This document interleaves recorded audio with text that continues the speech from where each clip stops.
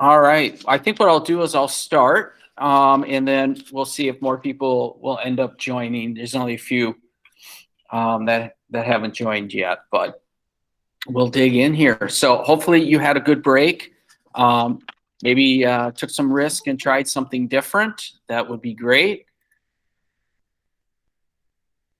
I think in terms of a meal, it was just the Nukes together on Thursday, and we had a traditional meal. However, my daughter, she's been experimenting with being a vegetarian, and so instead of having turkey, we made a lentil loaf.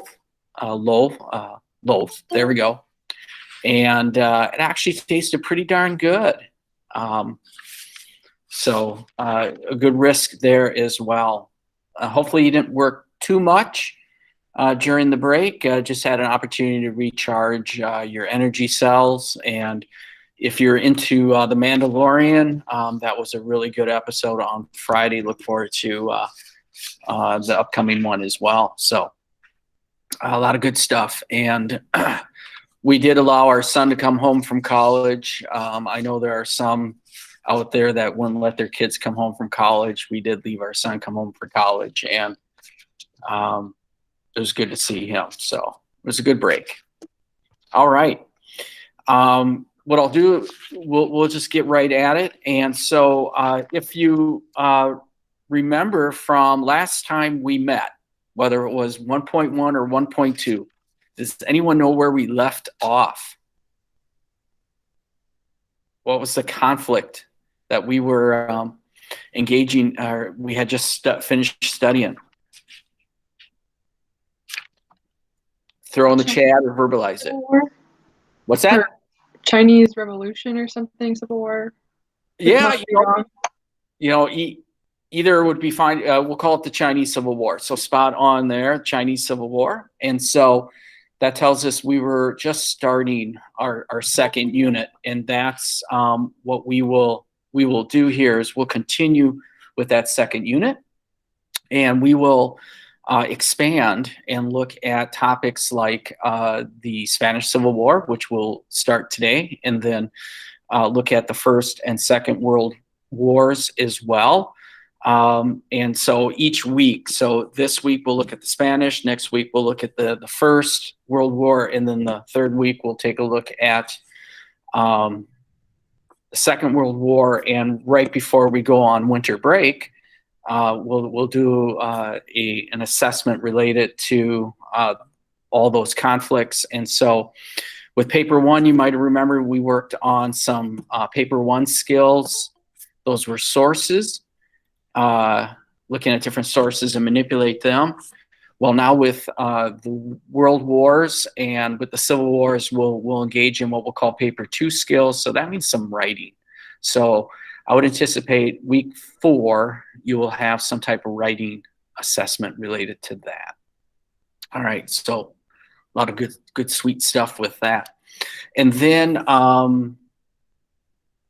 when we come back from winter break, we'll engage in the third unit, started, and that will be the fun-loving authoritarians. We'll take a look at authoritarian states. So we'll probably throw in a little bit more political science type stuff in here as well as we go through.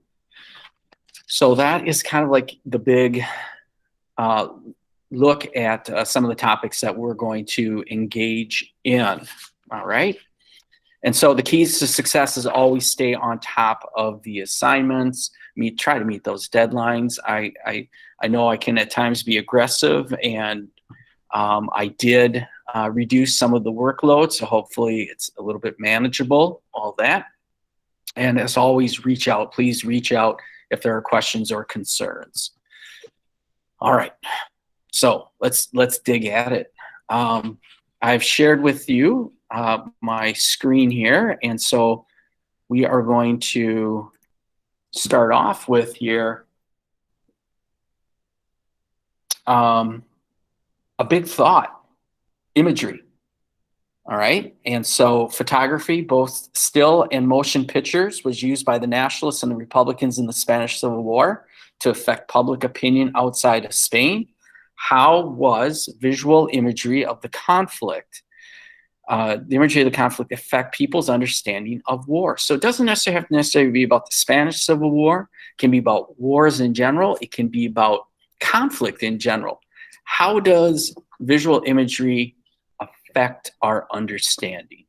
All right, so I'm throwing that big question out here on a Monday. Anyone want to weigh in, share their thought, throw it out there? Just a little quick snippet.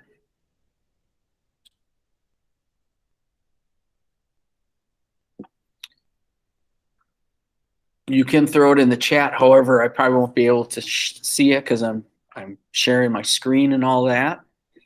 Or you can verbalize it.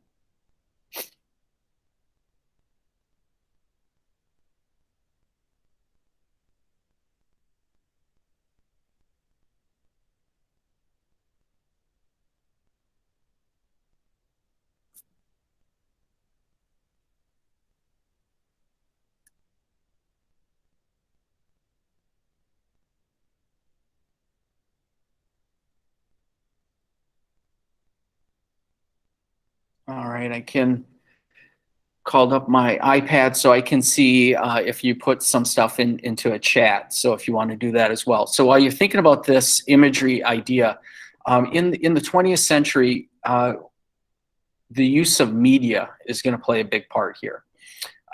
Plays a role in the First World War, and we'll take a look at that next week. But motion picture as well starts to come into its own. It's the 1930s, the Civil War, Spanish Civil War is going to be 1936 to 1939. It is the 1930s. It's the era of, heck, 1939 is when The Wizard of Oz comes out. So motion picture is becoming big. Affects how we see it, absolutely. And it can be for either side. It can, when a person is taking a picture or putting it on film, they tend to have a perspective that they want to project on that silver screen in the motion picture, or they want to highlight in that image. And yeah, that can definitely affect how we see things. All right. And so sometimes we want to talk about perspective, or you might want to say bias can play a part here as well. All right, some things to think about as we look at conflicts in general. Someone in the previous hour had talked about how imagery with a current event, current issue, like with George Floyd, with the imagery around that event, the rioting, and then the murals that are created as well, how that has influenced our frame of thinking as well. So again, it doesn't necessarily have to relate to the Spanish Civil War. Imagery in general here can apply to just about any situation. All right, so I want us to look at the Spanish Civil War today. I just want to do some highlights here. I do have a copy of these notes you can find in Schoology in the folder, and you can follow along that way. You can mark up the notes, or you can go back and you can look at them and reference them. But just like the Chinese Civil War, we want to look at the long and the short-term causes of this war. And so we'll just go back to the 19th century. Spain is definitely going to be a country in flux. And it just seems to come to a head in the 1930s, where Spain is definitely what we'll call a crisis state. What we want to do is we want to take a look at some of those traditional problems. And so what we see on this particular slide here is that Spain is in acute state of economic and social problems. So there are some what we'll call systemic issues facing Spain. You know, Spain at one time had been like this ginormous empire. You might remember from your AP or World History Studies days how big the Spanish Empire was and how wealthy the empire was. Well, by the end of the 19th century, after imperial wars and revolutions, Spain is just a mere shell of itself, and Spain has some problems. And you can look in the rural and the urban areas of Spain. You can see those problems. They're the social economic problems, haves and have-nots. Clearly, the very wealthy have access to seems like all the benefits of society, and the landless issues in the rural parts in many ways reflect the problems that the peasants had in China.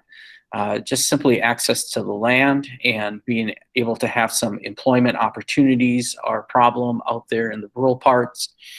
Illiteracy is high. You can also find the illiteracy in the urban core as well. Industrial centers, they're small. So Spain does need to go like China and needs to find ways to modernize, move away from agriculture.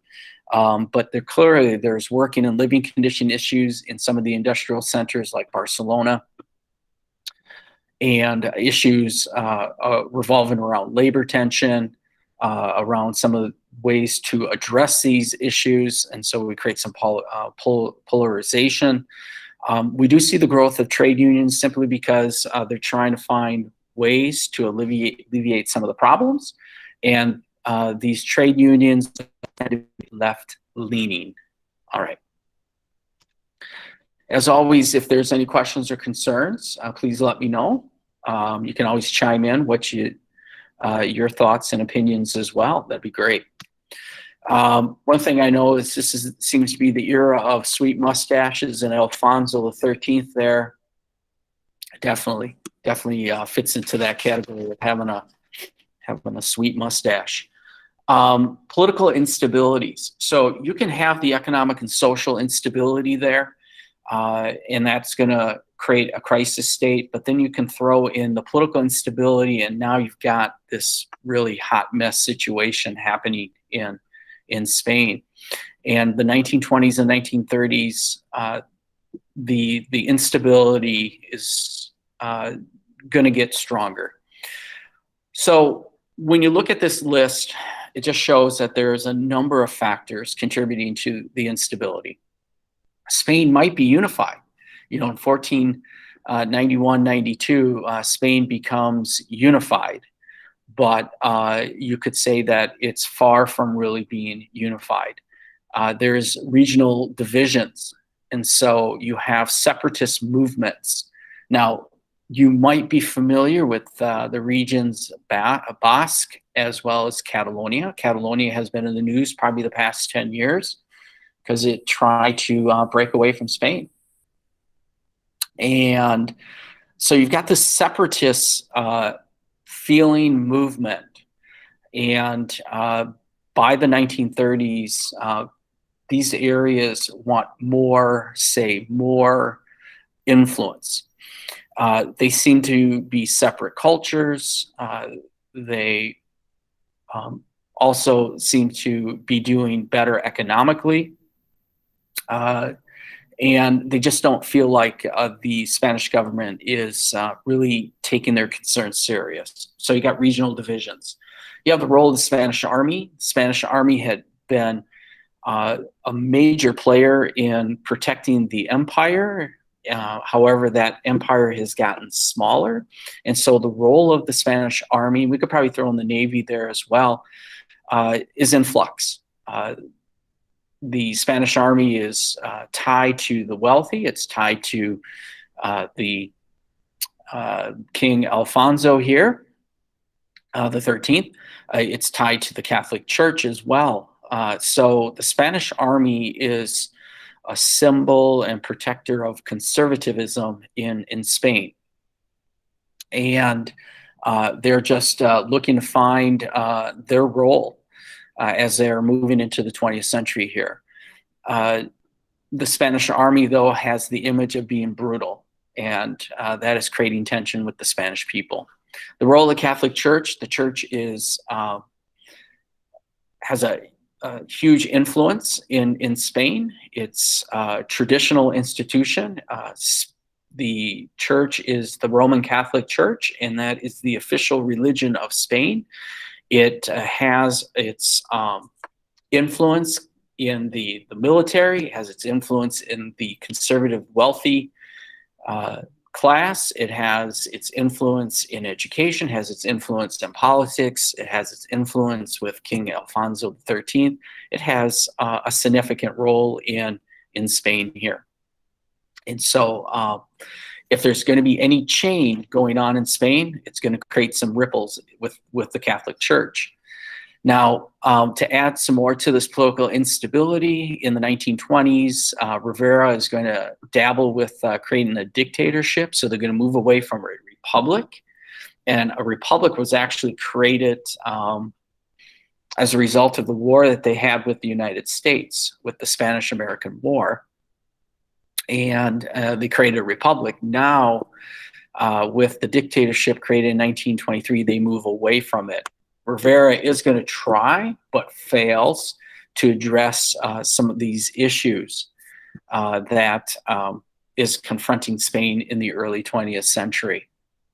And so by the end of the 1920s, in 1930, he's going to resign as a dictator here. While the dictatorship is going on, the monarchy is going to evolve. It's going to become more of a constitutional monarchy, more of a figurehead. And, that's something that Alfonso XIII really isn't a fan of, being a figurehead. And with the collapse of the dictatorship, the monarchy was in doubt. And so in 1931, he decided to abdicate his power. And so Spain no longer, at the time, has a monarch. Today, it does have a monarch, but in 1931, this monarch, Alfonso XIII, resigns. You do see the rise of political opposition groups in Spain in the 1920s, and they're the polar opposites. This is where the divergent thinking is happening here. You see the rise of anarchist groups, communist affiliated groups, socialists, but you also see the rise of fascist groups, the far right type groups here. And that's just creating that polarization.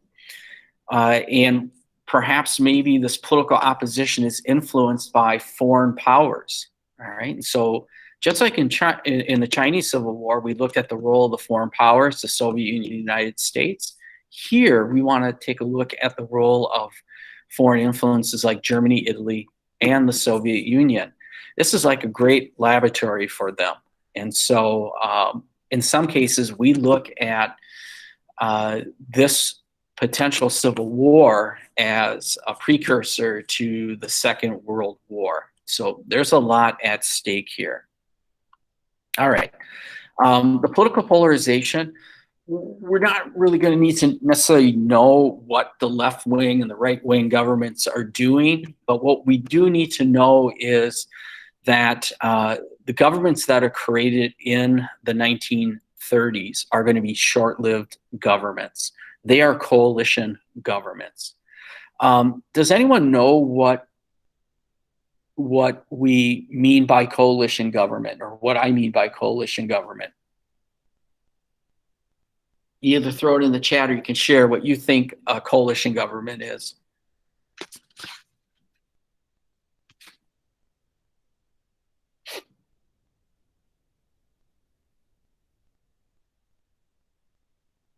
We hear about coalition governments today.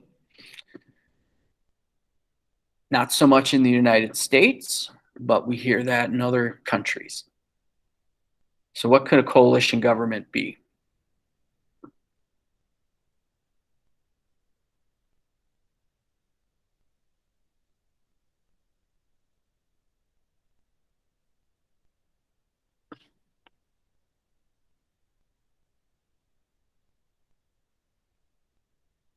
Or how about this? What's meant by coalition?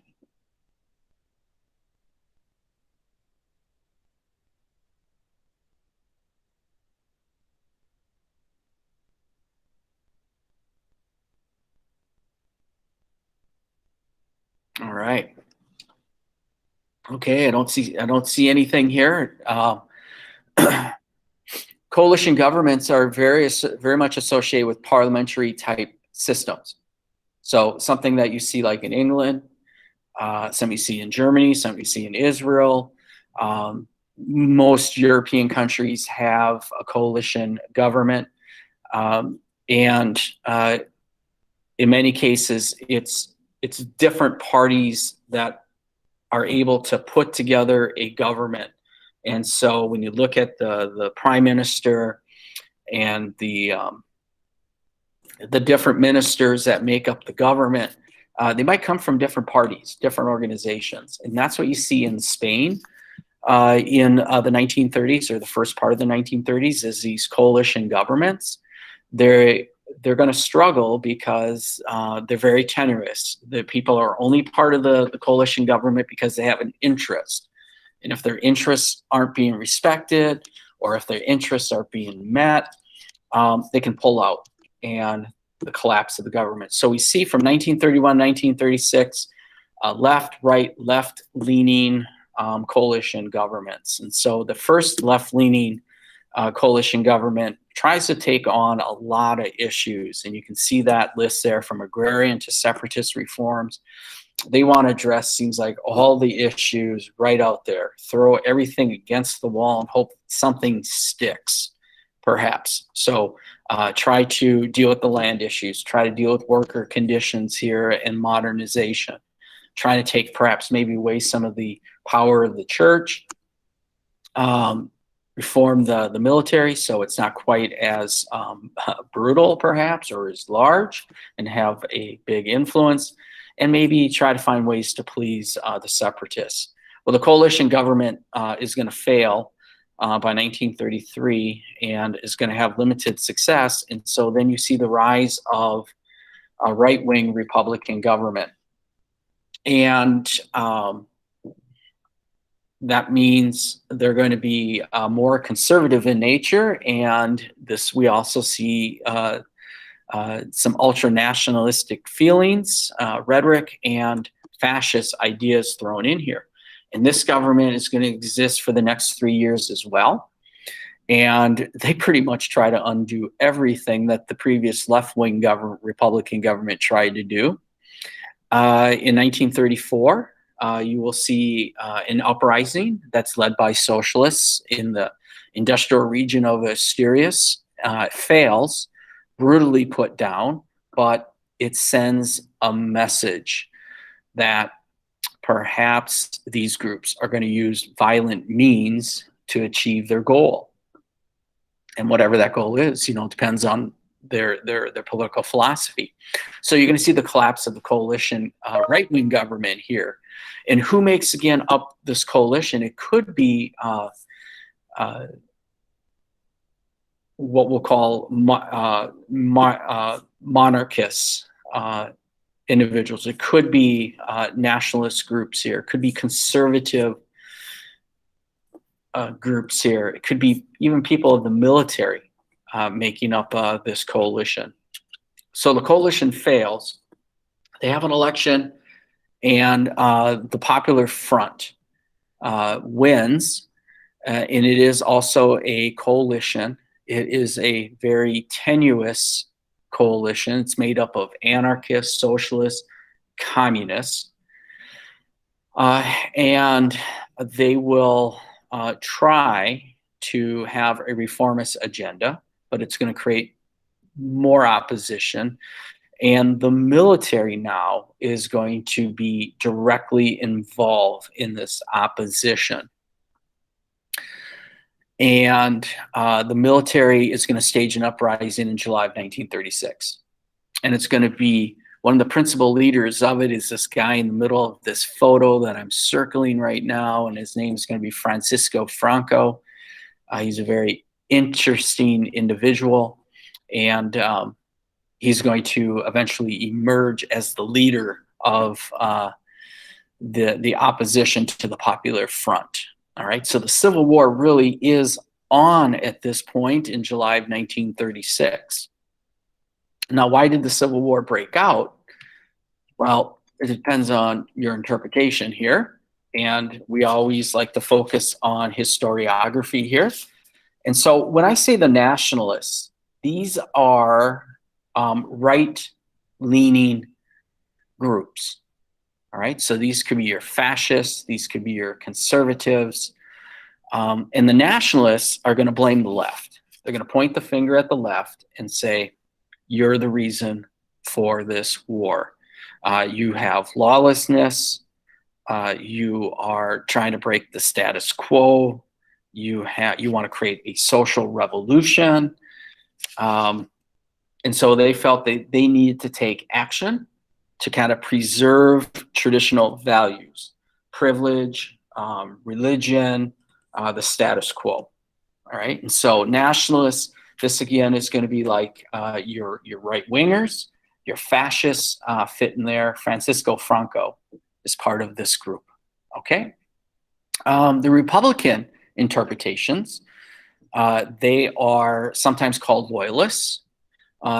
The Republican interpretation is going to be associated with the Popular Front. And of course, they're going to put the finger and they're going to blame the nationalists. They're going to blame the extreme right for bringing this on, saying that the right is undermining the democratic system, that it is creating this lawlessness and encouraging the military uprising and challenging the constitutional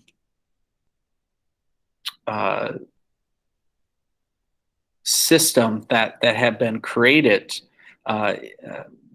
that had emerged from the creation of the Second Republic. You know, other interpretations are going to say, you know, it's a combination of all those things. It's the social economic problems, it's the political instability, it is the meddling of foreign influence. All that is contributing to why in 1936 you have this civil war breaking out, the polarization of society. And you know, here are a little fact here about this image that's on this slide here. Her name is Marina Gnista, and it highlights that women are going to get active in the Civil War. They're going to be very active on the Republican side. Women's issues seem to be the champion of the Popular Front or the Republicans or the Loyalists, where if the Nationalists win, the dial is going to be turned back on women's rights here. At the time of the Civil War, she is 17 years old, so your age. And so that's probably extraordinary to think, get involved in a civil war at your age. And she lived all the way to 2014 at the age of 94. I know that because first year that I taught this course, a couple of the students, they had to do some research and they found this person was still alive and very active in revolutionary politics most of her life. So there we go. The Spanish Civil War is on. It's going to wage from 1936 to 1939. Okay. So with that, does anyone have any questions or concerns about that?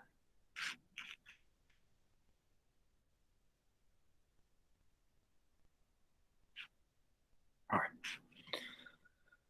So, task at hand here. I'm going to finish up here with our task at hand. You have the Spanish Civil War. So if you go to Schoology and you open up that folder, and inside the folder, you'll see here is our activity, the Spanish Civil War, who's who. It's going to look something like this. And I've mentioned that ideology is playing a part here.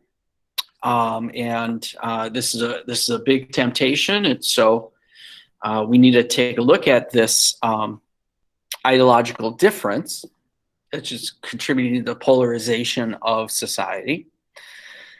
And so you might have remembered this from the Chinese Civil War. You might have remembered this from even when we studied our own U.S. or Great Depression in the U.S. and our approach to solving that issue.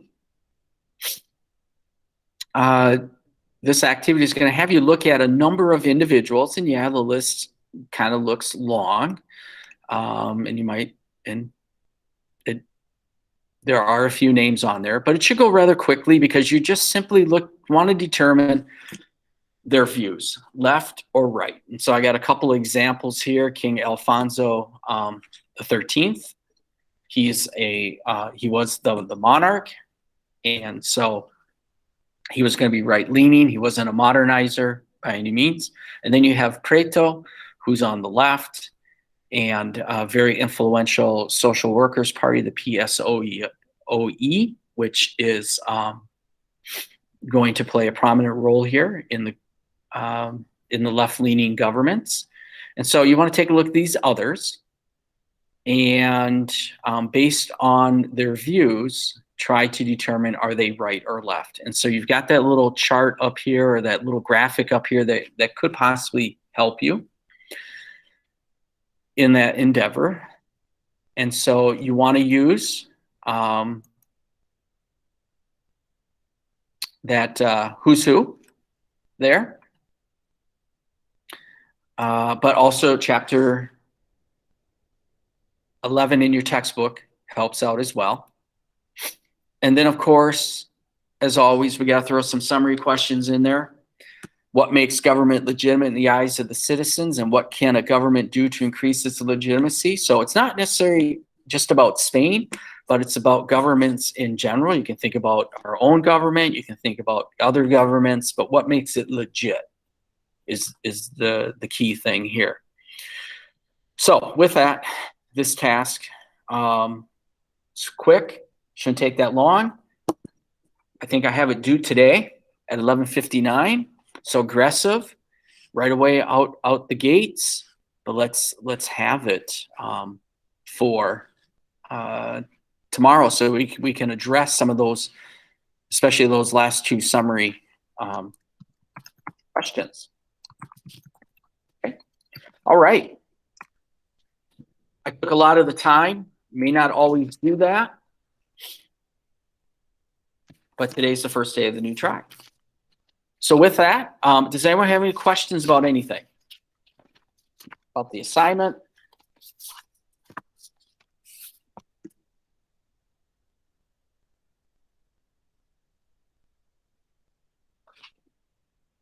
All right. Looks like it's a good day out, even though temperature might be a little cold. Want to make sure you get outside, stretch the legs. Enjoy your last day of November as we move into December. It's amazing. So with that, I want you to have a great day, and you are free to exit.